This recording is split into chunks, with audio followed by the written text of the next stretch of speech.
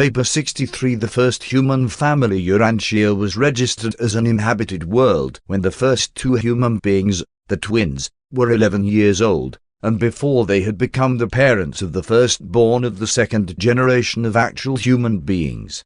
And the archangel message from Salvington, on this occasion of formal planetary recognition, closed with these words: "Man-mind has appeared on 606 of Satania, and these parents of the new race shall be called Andon and Fonta." And all archangels pray that these creatures may speedily be endowed with the personal indwelling of the gift of the Spirit of the Universal Father.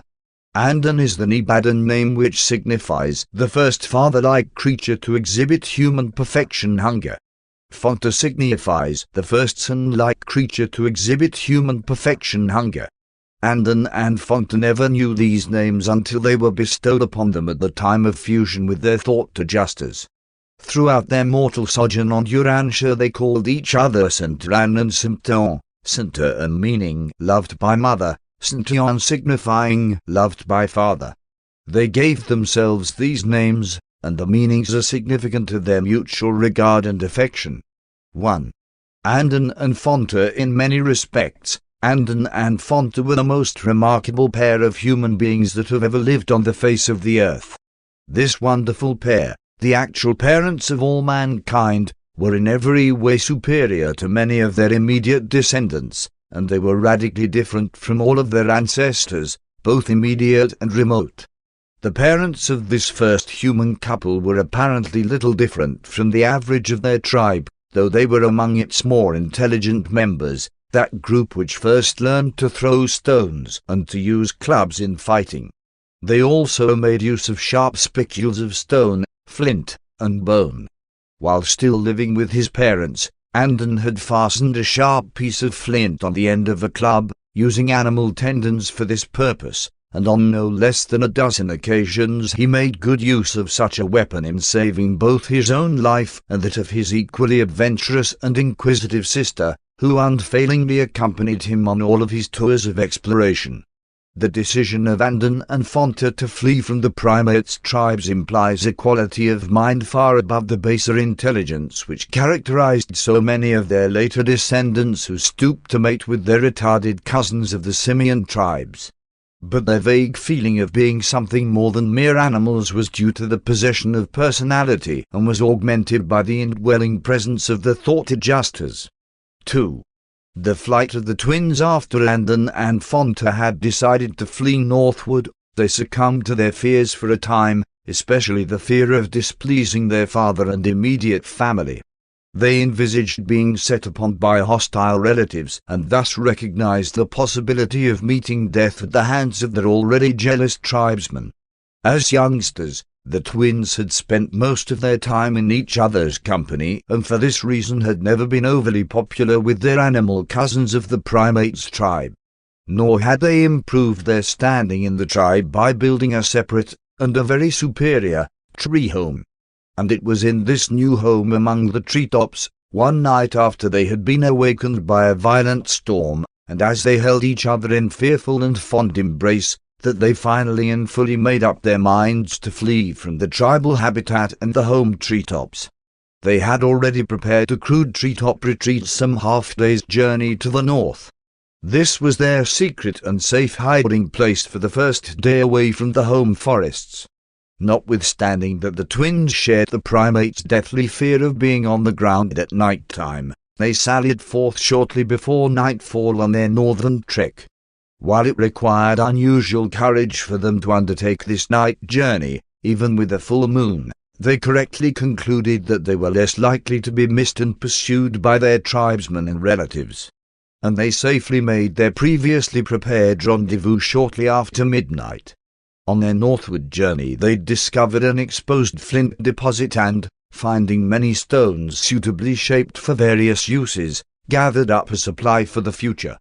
In attempting to chip these flints so that they would be better adapted for certain purposes, Andon discovered their sparking quality and conceived the idea of building fire.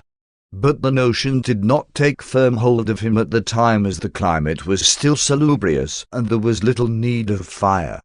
But the autumn sun was getting lower in the sky, and as they journeyed northward, the nights grew cooler and cooler. Already they had been forced to make use of animal skins for warmth. Before they had been away from home one moon, Andon signified to his mate that he thought he could make fire with the flint. They tried for 2 months to utilize the flint spark for kindling a fire, but only met with failure. Each day this couple would strike the flints and endeavor to ignite the wood. Finally, one evening about the time of the setting of the sun, the secret of the technique was unraveled when it occurred to Fonta to climb a nearby tree to secure an abandoned bird's nest. The nest was dry and highly inflammable and consequently flared right up into a full blaze the moment the spark fell upon it. They were so surprised and startled at their success that they almost lost the fire, but they saved it by the addition of suitable fuel, and then began the first search for firewood by the parents of all mankind. This was one of the most joyous moments in their short but eventful lives. All night long they sat up watching their fire burn, vaguely realizing that they had made a discovery which would make it possible for them to defy climate and thus forever to be independent of their animal relatives of the southern lands. After 3 days' rest and enjoyment of the fire, they journeyed on. The primates ancestors of Andon had often replenished fire which had been kindled by lightning, but never before had the creatures of Earth possessed a method of starting fire at will. But it was a long time before the twins learned that dry moss and other materials would kindle fire just as well as birds' nests. 3. Andon's family. It was almost 2 years from the night of the twins' departure from home before their first child was born. They named him Santead, and Santead was the first creature to be born on Urantia who was wrapped in protective coverings at the time of birth. The human race had begun, and with this new evolution there appeared the instinct properly to care for the increasingly enfeebled infants which would characterize the progressive development of mind of the intellectual order as contrasted with the more purely animal type. Andon and Fonta had 19 children in all, and they lived to enjoy the association of almost 100 grandchildren and 6 great-grandchildren. The family was domiciled in 4 adjoining rock shelters, or semi-caves, 3 of which were interconnected by hallways which had been excavated in the soft limestone with flint tools devised by Andon's children. These early Andonites evinced a very marked clannish spirit. They hunted in groups and never strayed very far from the homestead. They seemed to realize that they were an isolated and unique group of living beings and should therefore avoid becoming separated. This feeling of intimate kinship was undoubtedly due to the enhanced mind ministry of the adjutant spirits. Andon and Fonta labored incessantly for the nurture and uplift of the clan. They lived to the age of 42, when both were killed at the time of an earthquake by the falling of an overhanging rock. 5 of their children and 11 grandchildren perished with them, and almost a score of their descendants suffered serious injuries. Upon the death of his parents, Santead, despite a seriously injured foot, immediately assumed the leadership of the clan and was ably assisted by his wife, his eldest sister. Their first task was to roll up stones to effectively entomb their dead parents, brothers, sisters, and children. Undue significance should not attach to this act of burial. Their ideas of survival after death were very vague and indefinite, being largely derived from their fantastic and variegated dream life. This family of Andon and Fonta held together until the 20th generation, when combined food competition and social friction brought about the beginning of dispersion. 4. The Andonic clan's primitive man, the Andonites, had black eyes and a swarthy complexion, something of a cross between yellow and red. Melanin is a coloring substance which is found in the skins of all human beings. It is the original Andonic skin pigment. In general appearance and skin color, these early Andonites more nearly resembled the present-day Eskimo than any other type of living human beings. They were the first creatures to use the skins of animals as a protection against cold. They had little more hair on their bodies than present-day humans. The tribal life of the animal ancestors of these early men had foreshadowed the beginnings of numerous social conventions, and with the expanding emotions and augmented brain powers of these beings, there was an immediate development in social organization and a new division of clan labor. They were exceedingly imitative, but the play instinct was only slightly developed, and the sense of humor was almost entirely absent. Primitive man smiled occasionally, but he never indulged in hearty laughter. Humor was the legacy of the later Adamic race.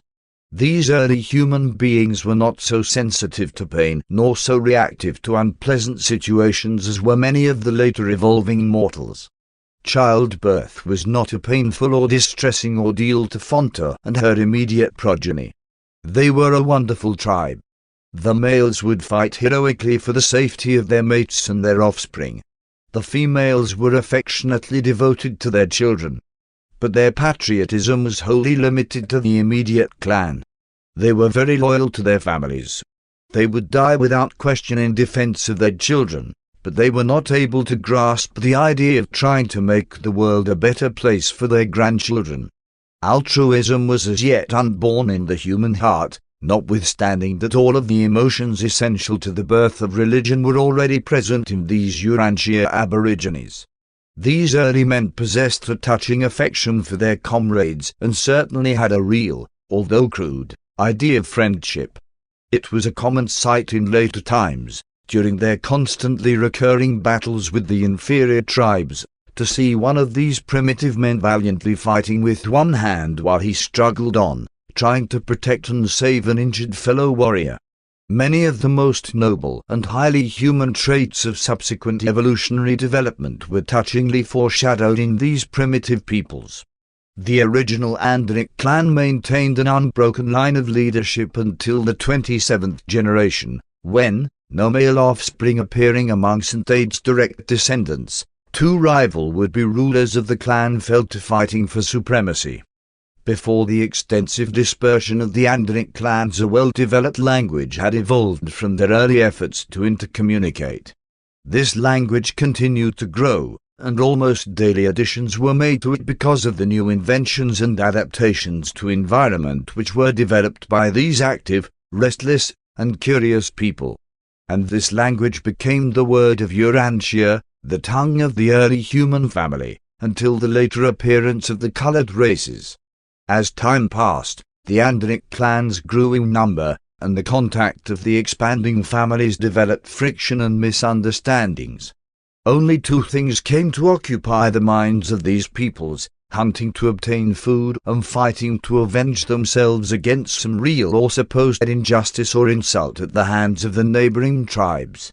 Family feuds increased, tribal wars broke out, and serious losses were sustained among the very best elements of the more able and advanced groups.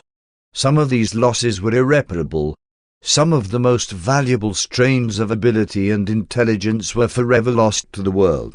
This early race and its primitive civilization were threatened with extinction by this incessant warfare of the clans. It is impossible to induce such primitive beings long to live together in peace. Man is the descendant of fighting animals, and when closely associated, uncultured people irritate and offend each other.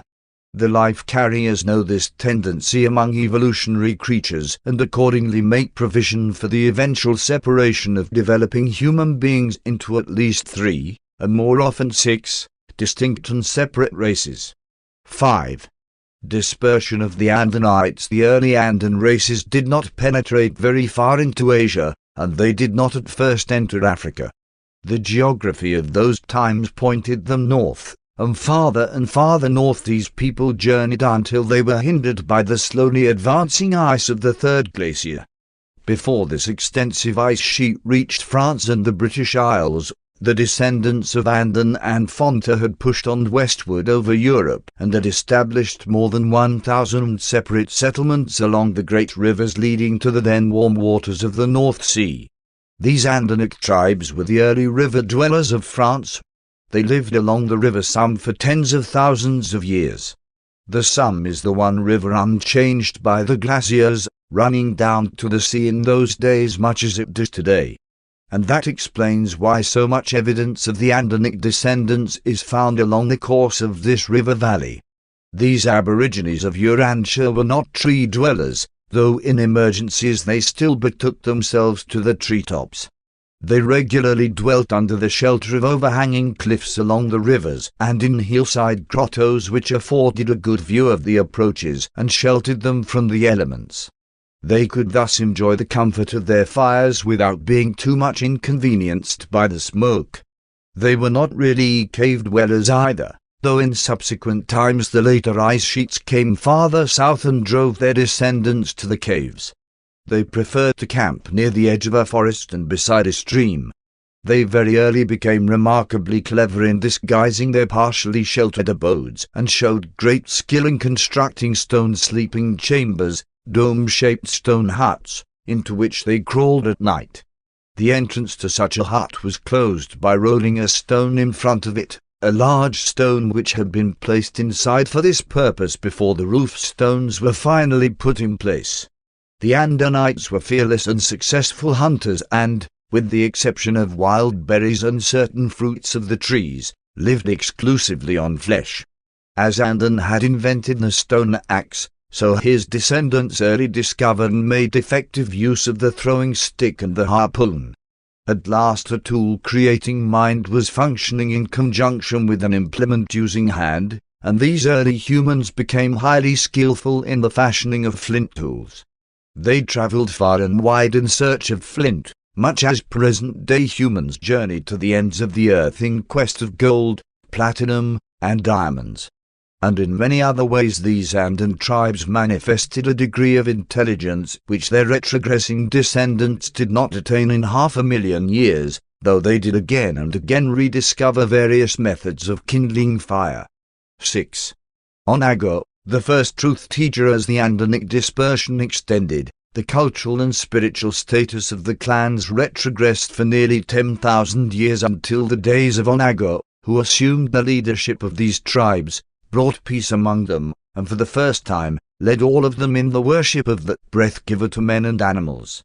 Andon's philosophy had been most confused. He had barely escaped becoming a fire worshipper because of the great comfort derived from his accidental discovery of fire. Reason, however, directed him from his own discovery to the sun as a superior and more awe-inspiring source of heat and light, but it was too remote, and so he failed to become a sun worshipper.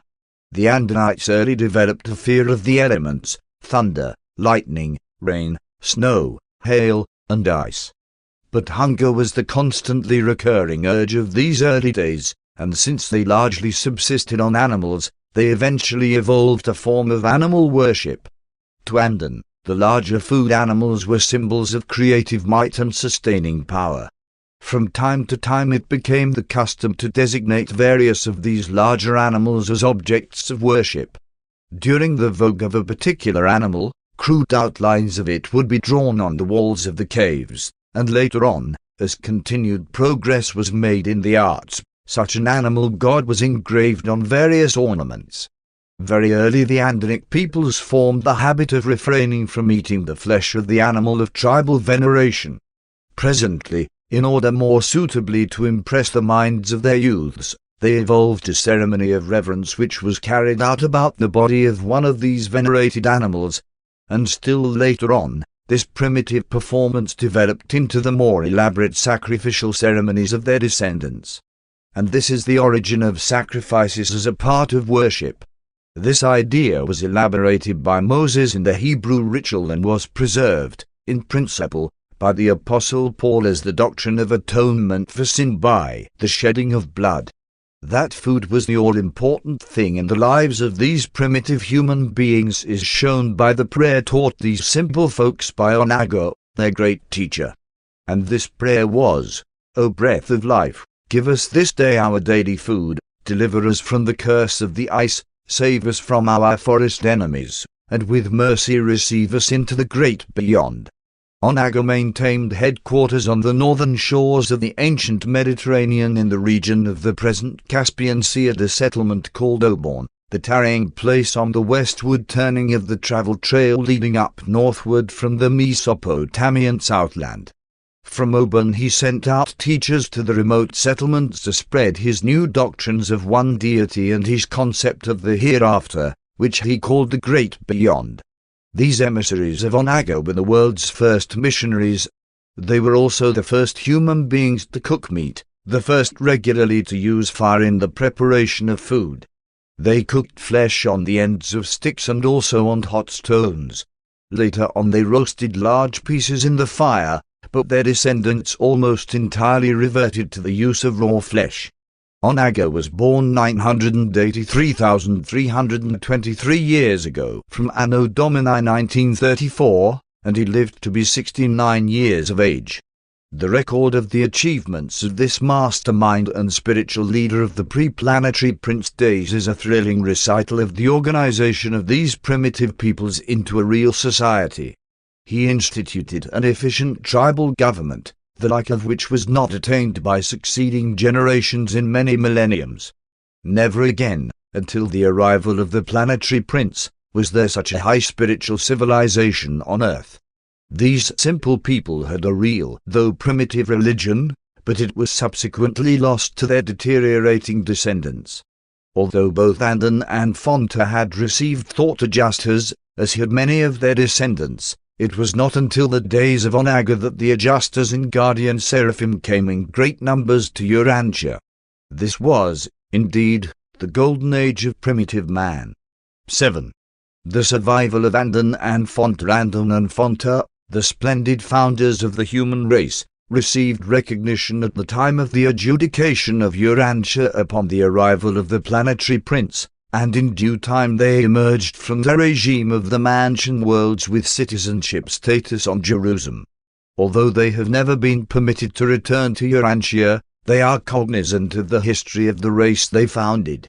They grieved over the Caligastia betrayal, sorrowed because of the Adamic failure, but rejoiced exceedingly when announcement was received that Michael had selected their world as the theatre for his final bestowal. On Jerusalem both Andon and Fonta were fused with their thought adjusters, as also were several of their children, including Santead, but the majority of even their immediate descendants only achieved spirit fusion. Andon and Fonta, shortly after their arrival on Jerusalem, received permission from the system sovereign to return to the first mansion world to serve with the Morantia personalities who welcomed the pilgrims of time from Urantia to the heavenly spheres. And they have been assigned indefinitely to this service. They sought to send greetings to Urantia in connection with these revelations, but this request was wisely denied them. And this is the recital of the most heroic and fascinating chapter in all the history of Urantia, the story of the evolution, life struggles, death, and eternal survival of the unique parents of all mankind. Presented by a life carrier resident on Urantia.